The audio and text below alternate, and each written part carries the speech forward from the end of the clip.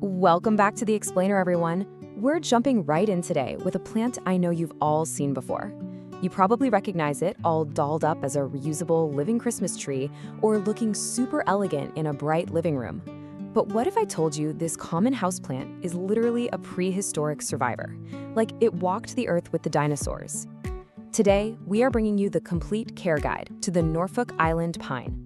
We're going to break down exactly how to keep this ancient relic thriving in your totally modern home.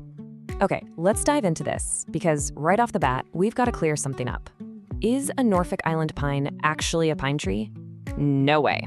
Absolutely not. Despite the name and those classic needle-covered branches, this plant is entirely an imposter, but in the best way possible. It actually belongs to a prehistoric family of conifers that are completely, totally different from the true pines you'd find in a typical North American or European forest. And you know, this is a major paradigm shift for most plant parents. Our expectation, understandably, is that we're dealing with a rugged, cold-weather winter pine. But the reality? This is a tropical, prehistoric conifer native to a tiny island in the South Pacific. Treating this plant like a typical winter pine, letting it get freezing cold or forgetting to water it, is exactly why so many people end up struggling. Once you realize it's a tropical islander, everything changes. So here's our roadmap to keep this prehistoric beauty thriving. 1. Meet the prehistoric pine. 2. Perfecting light and temperature. 3. Mastering water and humidity. 4. Soil, potting, and pruning. 5. Troubleshooting pests and problems. And 6. Styling your indoor forest. Section 1. Meet the prehistoric pine. Let's establish exactly what kind of unique plant we're dealing with today.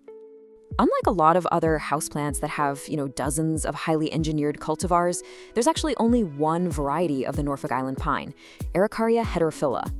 All of that classic, symmetrical, pyramidal shape and that soft, feathery evergreen foliage, it belongs entirely to this single, beautiful species.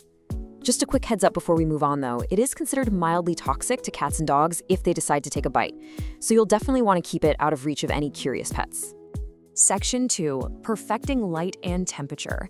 Now we're moving into its environmental needs, and the key here is basically replicating its native tropical island home right inside your house. Bright, indirect light is absolutely crucial. An east-facing window is usually the perfect sweet spot. You really want to avoid harsh, direct afternoon sun because it will literally scorch those delicate soft needles and turn them crispy brown. On the flip side, if you skimp on the light, the plant is going to stretch out, get super leggy, and lose that dense, bushy look we all love. Oh, and here's a pro tip for that iconic shape. Rotate the pot a quarter turn every few weeks. If you don't do this, it'll lean aggressively toward the sun, and there goes your perfect symmetry. And this brilliantly illustrates the ideal indoor temperature range, which is 65 to 75 degrees Fahrenheit. Or, if you're using Celsius, that's roughly 18 to 24 degrees. Remember, it's a tropical plant. It absolutely hates the cold. You need to keep it far, far away from drafty windows, opening doors, and AC vents. Sudden temperature swings really stress it out, and you absolutely cannot let it drop below 35 degrees Fahrenheit, or you're risking permanent damage. Just think, room temperature is its happy place. Section 3. Mastering water and humidity. Honestly, guys, this is the most crucial pillar of care. Getting this hydration piece right is the ultimate secret to keeping a lush, vibrant green plant all year round. Now, what's really interesting about this slide is this piece of advice from plant expert Anastasia Remeslo. She says, they hate to dry out. That's the #1 reason I see these plants struggle. Consistent moisture is literally non-negotiable for these guys. You want to give it a really thorough watering when the top 1 to 2 inches of soil feel dry to the touch. But a quick warning, don't let the pot sit in a saucer of standing water, because that'll lead straight to root rot. At the same time, never ever let the soil become bone dry. It's a delicate balance, but once you find it, you're golden. Right alongside watering the soil is the moisture in the air. 50% minimum humidity. Seriously, write this number down. This is the golden rule for Norfolk Island pines. When winter hits, our indoor heaters kick on and just zap all the moisture right out of the air. And that dry, stale air, it's the primary culprit behind those dreaded brown, crispy needles you see on struggling plants. Keep that humidity at 50% or higher, and your plant will absolutely thank you for it. So how exactly do we hit that 50% target? Well, here are 4 really practical everyday techniques. You can mist the needles regularly with room temperature water for a quick little boost. You can also place the pot on a pebble tray filled with water. Just make sure the pot is sitting on the pebbles, not actually submerged in the water. But honestly, the absolute best method is just running a small room humidifier nearby. And finally, group it with your other humidity-loving plants.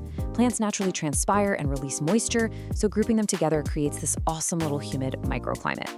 Section 4, soil, potting, and pruning.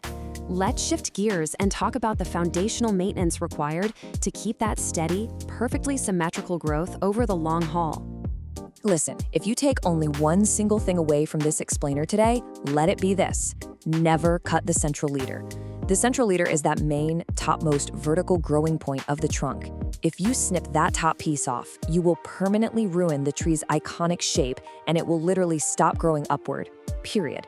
When it comes to pruning this plant, less is definitely more. You should only ever trim the dead brown lower branches right at the stem, and that's just to keep things looking tidy.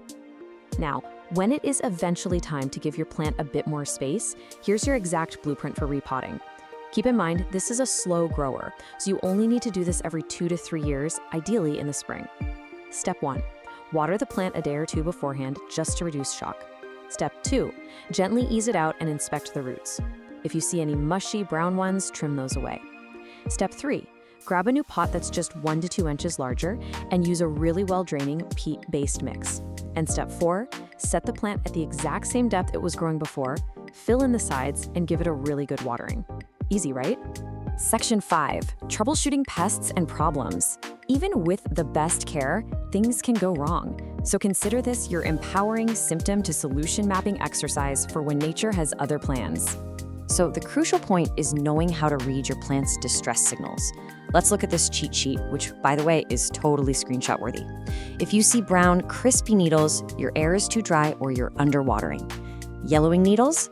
Check if your soil is soggy, it's likely overwatering, or maybe it just needs a balanced fertilizer.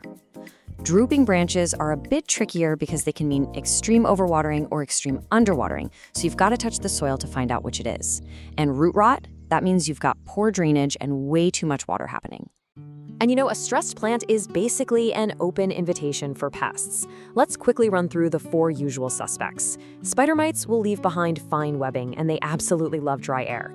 Mealybugs look like little white cottony masses hiding in the branch joints. Scale insects disguise themselves as brown raised bumps right on the needles.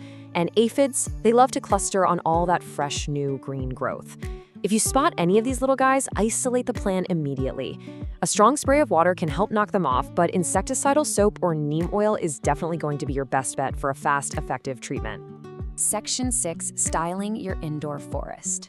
Finally, let's talk about the super rewarding part of plant parenthood, enjoying the aesthetic beauty of your healthy plant and figuring out how to beautifully display it in your home. You really have a lot of fun options here. A mature Norfolk Island pine makes a stunning standalone floor plant that can totally anchor a room. During the holidays, if you carefully string up some lightweight LED lights and ornaments, it transforms into a completely sustainable, eco-friendly living Christmas tree.